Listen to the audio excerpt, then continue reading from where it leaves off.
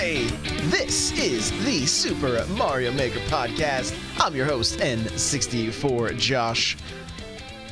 Episode 5. We are less than a week away before the launch of Super Mario Maker 2, and there's been some videos hitting YouTube. Different outlets have been showcasing some stuff, so we're just kind of jump right in and talk about some of the new details, and we're gonna talk a little bit about some level design, right? Because less than a week, everybody's going to be making their own levels. So, Super Mario Maker 2 details. What do we got so far? Well, according to Kotaku, when the Joy-Cons are attached to the Switch while undocked, you can only create levels using touch controls. So this is interesting. I don't know that everybody loves this. I saw some tweets that people were a little bit frustrated, like, why can't we just have all of the options? Yeah, and I could see why that's a little bit frustrating for people.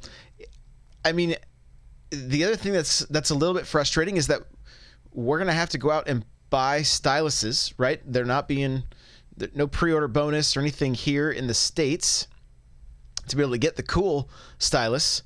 And I mean, designing with your finger, right? Like, you're going to be taking up a lot of the screen, and just kind of an odd choice as far as that goes. I'm not a real big fan of touching my Switch screen, with my fingers. That's just, unless it's an absolute necessity. So kind of a weird choice there. I did see a handful of videos of people using the, I believe they're called tactile stylus. I could be wrong though, which is what works with the Switch.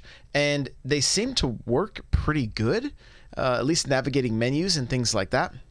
So there's something you can pick up for a couple bucks. It's not the end of the world. So you can still create levels that way. I have a feeling creating with the stylus is going to be the ideal way of creating levels. But if you want to stream or create content, record yourself, anything like that, you're not gonna be able to do that docked, which means you're going to be creating with the controller. So we'll talk a little bit about talk about that a little bit more later. But GameXplain has put out. They've been working hard. These guys have been putting out a lot of content about Super Mario Maker 2. Go check it out. I will include a couple of the videos in my show notes. These guys are really, really knocking it out of the park. So go check it out. But they tested some things. They were like, hey, what can this game do versus what the last game could do? And so you could put 4,000 ground blocks per level, which is double the first game. It's kind of cool. You can also have 2,000 blocks of like question mark blocks, things like that. And so that's the same as the original game, but I believe if I understood them correctly, the 2,000 blocks was total ground and everything. And now we can have up to 6,000 blocks per stage, which I think that's crazy. That's a big improvement. That's a big improvement. So that's really cool. That's very cool. So some of the things that they were talking about is like 3D world enemies cannot be stacked. They put all the Goombas together. They can't be stacked like in the other games. And one of the things that they pointed out is that like that was something that was happening in 3D world, and it can't happen in Maker. So it's a little bit of a strange choice there. It showed them just setting up the level with all these Goombas stacked on top of each other. They started the level to play, and they all just fall to the ground. That was it. So a little bit strange there that's the case. The other thing that I thought was super cool that there's gonna be so much fun stuff, right, that we just get to explore and check out. But one of the things they did is they put a parachute on a thwomp, and it just took off. It took off to the right, and once the parachute opened, it like slowed him down. So that was kind of interesting too, and I thought pretty cool. And I think that's even what their video says. Like I can't remember. They said something like it being cool, or I don't remember exactly. But they were just putting a stamp on everything as they were doing it. So again, I'll include that video for sure in the show notes so you can see some of the goofy stuff. They tested just a bunch of different things to see what would work, what wouldn't. Pipes cannot overlap in this game. Now this is a good thing because kind of a good thing. Some people might like what would happen is you could overlap a pipe that was like, horizontal with a pipe that was vertical to kind of hide an actual like exit or the pipe that you needed to go down. And so that was something that some people would do to kind of try to hide where people needed to go. Not happening in this one. They turn red when you try to overlap them, and it just does not work. So that's not something we'll be seeing in a lot of, or in any levels in Super Mario Maker 2. They went into, they talked kind of at length about building in this game. And so I think it's worth noting, because they were a little bit like, you could tell they didn't love it. Right. And I mean, and I get it. Moving from the stylus, which was very intuitive, you could build very quickly. Right. The thing that I was hoping would happen with Mario Maker 2 is that they would allow us to use the 3DS as a controller to create stages. Right. Download an app that just lets us create stages on the Switch when we're playing Mario Maker 2 docked. Because that would be the way I would create most of my stages. I think the creation with the stylus is probably the best option, and I'm sad to see it go. Are we going to get used to the controller? Absolutely, and it's fine. We'll just we'll adapt, and it'll be fine. But you could tell after a week of having it that they expressed the kind of the frustration, and so be prepared for that mentally. Maybe just kind of be prepared going into it that if you played the last game, it's going to be a little bit of a shock trying to just create with the controller. And so there's that to think about. The one thing too that they mentioned is that going between 3D World and the retro games feels a little limited, because like Andre was talking about how he made, I think he calls them like Super Meat Brothers. It's like his version of Super Meat Boy, but in Mario Maker. And he wanted to use the spinning blades, of course. They're not in there. So there's certain design elements and certain elements that are missing from the different play styles. And so that was one of the things that they were kind of wishing that there was less in 3D World, and then just have everything just kind of flow together. So I don't know where I stand yet. I'm not like here nor there. It's going to be interesting once I get to try it, but I'm excited for the variety that 3D World can offer as far as the cat suit, climbing walls, different enemies, things like that. So I think once levels start getting generated and we're playing so much different things, and we can see the different way people get creative and things like that, I think in the end we're going to find that Nintendo made the right choice. But we'll see. And I want to hear from you guys too. Like, once you start playing it, let me know. Tweet at me at N64Josh. Are you enjoying it? Do you want to see? Do you wish something was different? Let me know. I want to hear from you. You can also leave comments like on the show notes for this episode, n64josh.com/SMMP5. So we're on episode 5. So yeah, those are just a handful of the new details that kind of have come out this week. There is a lot of videos on YouTube. I'll post a couple in here. And so the next thing I wanted to just kind of transition over into is making good levels in Super Mario Maker 2. Okay, and we've kind of talked about this a little bit, and some of this stuff it's gonna be kind of repeat. Other parts, not so much. We're gonna get into some things that I've learned over the past little bit here, just kind of doing some research on level design and things like that. So let's move on over to our next topic here. All right, so making good levels in Super Mario Maker 2. So I just kind of put up a list of like the do's and don'ts. Okay, so I think the first thing you want to avoid doing is avoid frustrating the player. Okay, I've told you guys about my troll level that I made, where it's like it's literally all the worst things you can do. There's Kaizo blocks, which if you're unfamiliar with a Kaizo block, it means it's invisible until you jump, and then you hit it, and then a lot of times it'll send you to your death. And so it's funny, haha, you killed the player, but when you're frustrating a player in your level, they're not going to star it. You're not going to see your level probably get moved and be played very often. So I think the idea here that what I'm going for is just trying to encourage people to create levels that will be fun for the player. So avoid frustrating the player. Cheap kills, things like that, not cool. The other thing that's real frustrating is when you trap the player, right? Let's say you have an auto-scrolling level, you set up a little gap that's Mario can fall in, and when he tries to jump out, it's all invisible blocks. He's then trapped.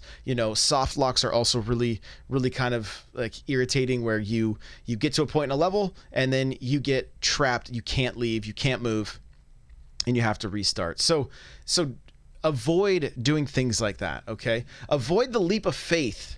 Right, this is where you have the player just jump and then they hope they're going to land on the ground. right? If you're going to do the leap of faith, use some coins to show where the ground is. That way, because your leap of faith doesn't necessarily have to be like run full speed and then jump all the way to hit the ground. You could go 4 blocks, like, 4 spaces away from the ledge, put coins down in a straight, just straight down, and have just a single platform, something tiny that they have to land on. But that's the only place they can land that's safe, and those coins directed them there. And that doesn't leave them feeling like they died due to cheap design. Okay, so use those coins. Use arrows too. Like put arrows. They're in the game. Use them to direct the player. Don't. It's as fun as it is. I understand. Like, I created a troll level. It was a lot of fun. But you have to remember, you're the only one that knows like how to finish these things, and the player's just going to be sitting there going, okay, where do I go? There's no arrows. Maybe there's a hidden block. Then they can download the level and check it out, and it's like, it takes some fun away from the game. So focus on not frustrating the player. Perfect pixel jumps, right, where they've got to run as fast as they can, jump at the last possible pixel, and then they'll hit the ledge, the platform that they need to reach. Those can go in the game. Those are still cool. Those are fun. Those can be a nice challenge. But again, like, work up to it. And I talk about this in the do section. Like, teach the player throughout the level, that they're working up to a major challenge. Like, maybe they have a similar jump that's the same distance, but they're not going to die if they miss it. Right, but they may force them to go back and do it again because they have to get the jump perfectly, and then have that same jump, but there's no ground underneath them. Right, so it just kind of teaches the player as they're going. Like, and maybe long jumps is kind of your theme, and we're going to talk a little bit more about themes in just a little bit too. Okay, so don't place too many power-ups. Now, power-ups are fun, right? The player can enjoy power-ups. They can be rewarding.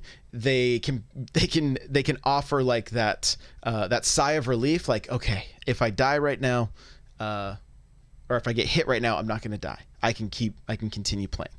So power-ups are great. But if you've got like some challenging areas, or like a puzzle, or maybe some like an area with spikes and things that could would kill the player if they touch them, but with the power-up they can use the invincibility frames to get past, you're going to want to work on your level a little bit, so that like maybe the first power-up is after a challenge like that, so they can't just go, oh, I'm not gonna actually play this the way it was designed.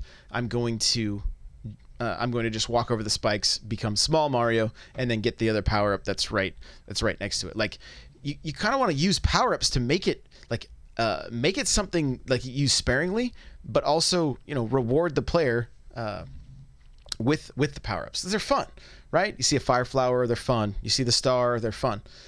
That kind of stuff. But just don't do too many, because you don't want them cheesing your level, right? You don't want your level to become too easy because of too many power-ups. So kind of look for that balance. And if there's puzzles or little challenges that you're creating, how does the power-up affect that? Just kind of think about it.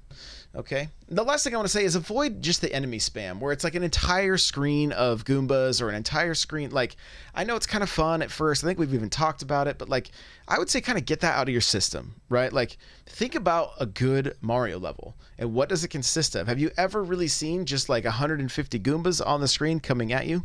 Probably not. Not unless you played Mario Maker 1. And so, avoid that kind of stuff. Maybe have a section where you could have, some enemy spam, and you throw a star in, and that's kind of fun just to run through, and that might be a good breathing area for the player, and we'll get into that here. So here's some of the do's with level creation. Okay, direct the player with coins and arrows, like we said earlier, with the leap of faith, the pixel perfect jumps, things like that. Show them where they have to go, and this doesn't just mean for the leap of faith. Let's say, for instance, like one of the videos I was watching, somebody had a bullet bill that was shot at the beginning of the level, and then you couldn't outrun it. You didn't want to go too fast, because if you did, you needed it to be able to make a certain jump.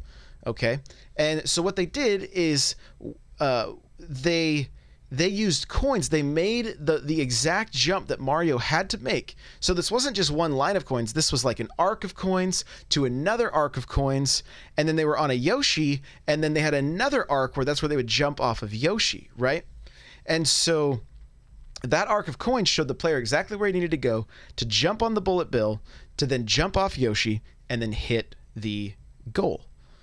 And so these are all excellent level designs, because now this kind of challenging scenario for the player kind of shows them exactly what they need to do, what they're anticipating, and they can focus on making their jumps versus focusing on where they're going to have to go and is this going to be a safe jump and things like that.